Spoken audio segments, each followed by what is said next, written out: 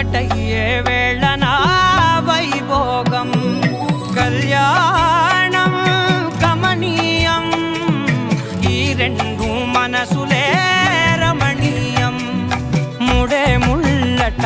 ముడి పడుతుంటే ముచ్చట నాలుగు దిక్కుల కంట చూడ ముచ్చటైన వేడుకంట ఆ పంచభూతాల తోడుగా ప్రేమ పంచుకొనే పండగంట ఆరరుగల నిండుగా ఇది నూరెళ్ళ పచ్చని పంట